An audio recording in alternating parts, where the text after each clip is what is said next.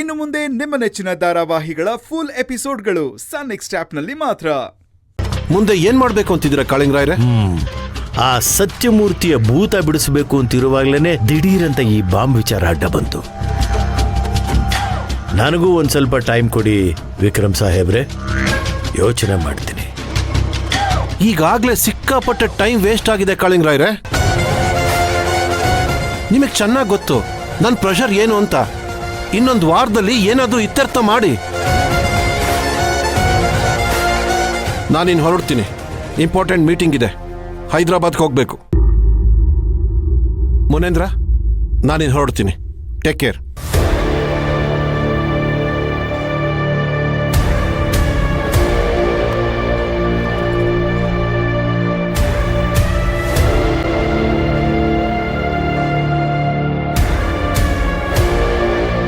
Sir, ನೀವು ತಪ್ಪು ತಿಳ್ಕೊಳ್ಳಿಲ್ಲ ಅಂದ್ರೆ ಒಂದು ಮಾತು ಕೇಳಲ್ಲ? ಕೇಳಪ್ಪ, ಅದರಲ್ಲಿ ಯಾಕೆ ಸಂಕೋಚ ಪಡ್ಕೋತೀಯ? ಈ ರಾಥೋಡ್ ಸಾಹೇಬ್ರು ಹೇಗೆ ನಿಮ್ಗೆ ಎಷ್ಟು ವರ್ಷದಿಂದ ಪರಿಚಯ? ಸುಮಾರು ಒಂದು 5 ವರ್ಷದಿಂದ ಪರಿಚಯ. ಒಳ್ಳೆ ಕ್ರಿಮಿನಲ್ ಬ್ಯಾಕ್ಗ್ರೌಂಡ್ ಇಟ್ಟಿದ್ದಾನೆ. ಅದು ಅಲ್ಲದೆ ಒಳ್ಳೆ ಕಾಂಟ್ಯಾಕ್ಟ್ಸು ಇದೆ. ಇವನನ್ನ ಒಬ್ಬ ಬಿಸ್ನೆಸ್ ಮ್ಯಾನ್ ಅನ್ನೋದಕ್ಕಿಂತ ಒಬ್ಬ ಒಳ್ಳೆ ಬ್ರೋಕರ್ ಅಂತ ಹೇಳ್ಬೋದು. ಅದಿರಲಿ, ನೀನು ಇದನ್ನೆಲ್ಲ ಈಗ ಯಾಕೆ ಕೇಳ್ತಾ ಇದೀಯಾ? ನನಗ್ಯಾಕೋ ಈ ಬಾಂಬ್ ವಿಚಾರವಾಗಿ ವಿಕ್ರಮ್ ರಾಥೋಡ್ ಮೇಲೆ ಅನುಮಾನ.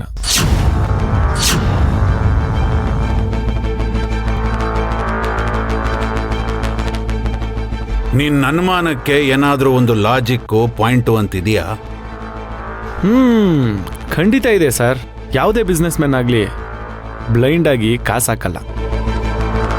ನಿಮ್ಮ ಪ್ಲಸ್ಸು ಮೈನಸ್ಸು ಎಲ್ಲ ತಿಳ್ಕೊಂಡೇ ಇರ್ತಾನೆ.